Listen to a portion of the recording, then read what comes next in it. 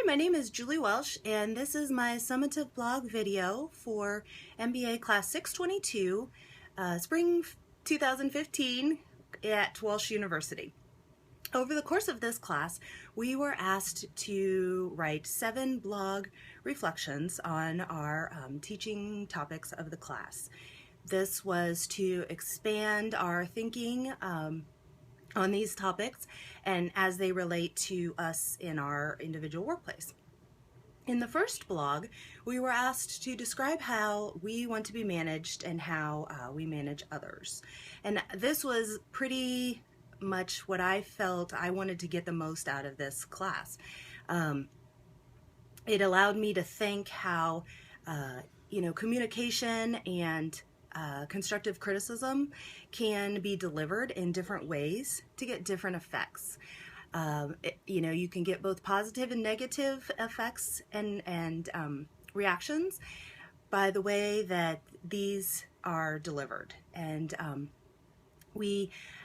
I like to always say, treat others as you would like to be treated, and that kind of equates to lead others as you would like to be led. And I actually wrote this on my board. I've got a board by my desk at work where we put our issues.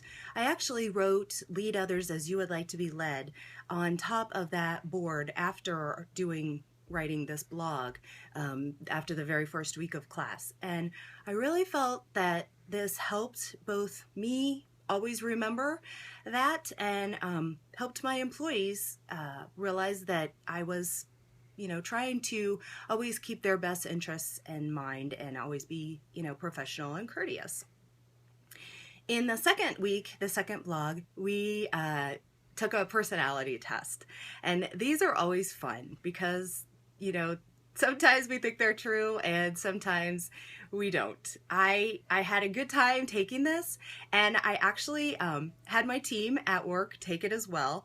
And while a lot of me especially didn't totally agree with all of the results that I got, and others were the same way, when you looked at the results for other people, I was like, oh yeah, that totally applies to that person. So it was very interesting to me to see how, everybody has a different perception of both themselves and others. So I found this to be, a really fun thing to do, both myself and with my team at work.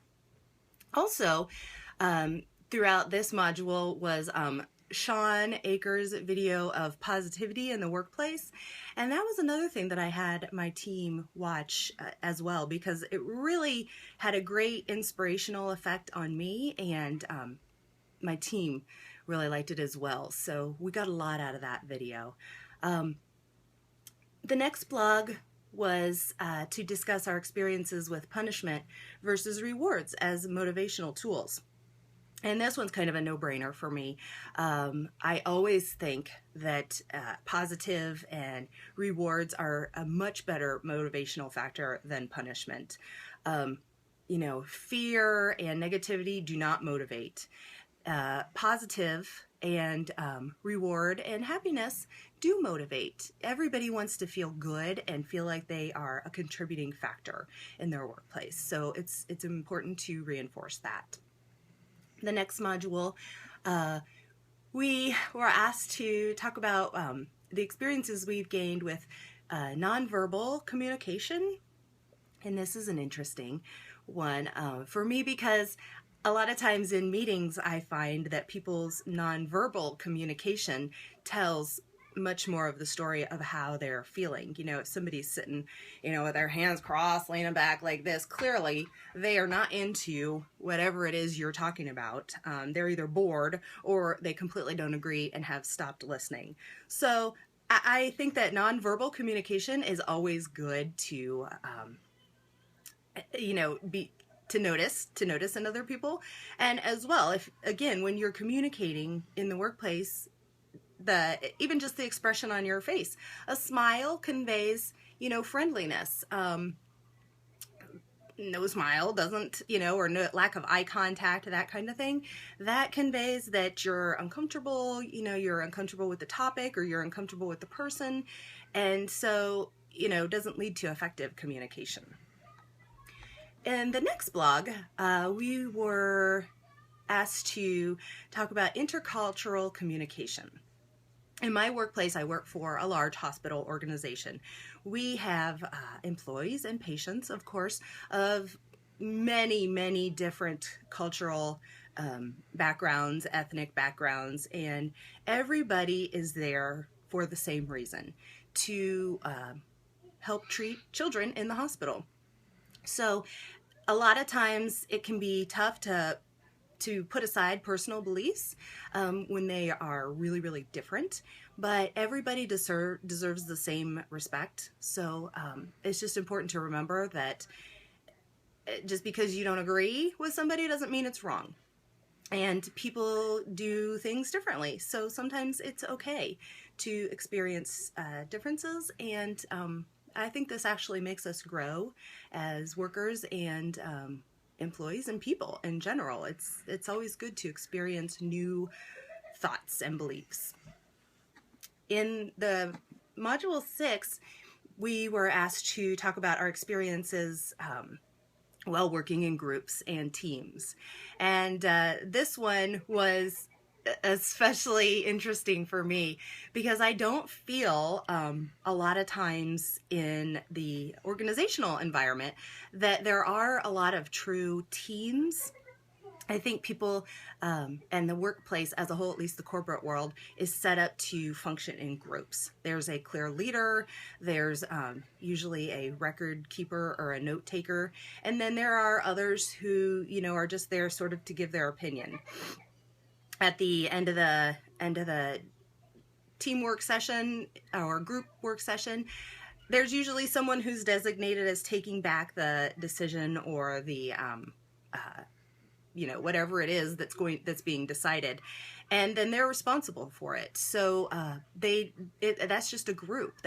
Teams are very, I would say, rare to find in the corporate world. On the last blog, we were asked to discuss how we've dealt with conflict in organizations. And I've certainly, as a manager, you just have to deal, and some of it's good and some of it's bad. And employee conflict can be very hard to deal with because, there's just a group of people who are thrown together because, they all possess the same skills, but personalities are different. Beliefs are different, habits are different, and sometimes people just drive each other nuts, but you're spending a large portion of your week together. And so I try to always say we don't have to be best friends, we don't have to 100% agree, but we do have to be able to work together. The sum of our team is greater than any one individual, and so we all have positive contributions to make, and as long as we can do that, then the little conflicts and that sort of thing just don't matter as much.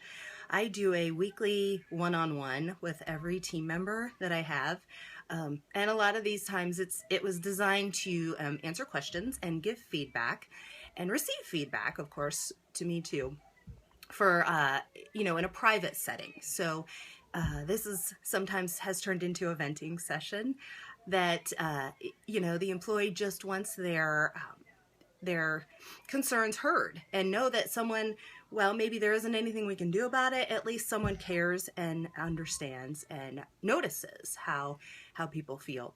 And just doing this alone, I think, helps a great deal. People just want to know that someone listens and someone cares.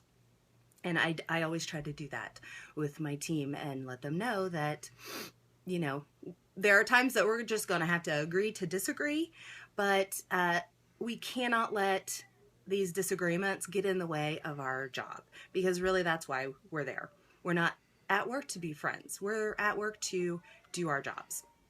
And especially when you are dealing with the general public and inpatient care, this can be very important because, certainly in a hospital setting, people are scared, people are, in pain, people are sad.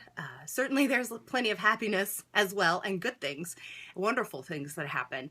But it's important to not let, employee to employee issues impact how you're doing your job, because it's really all about the patients.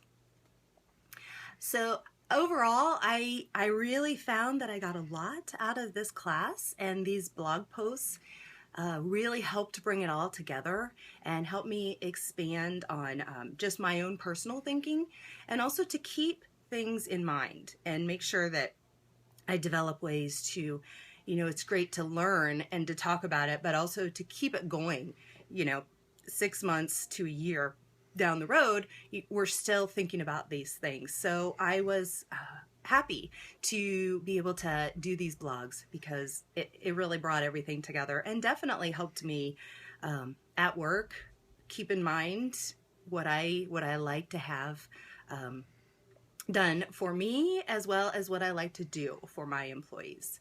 So I enjoyed it a lot. Thank you.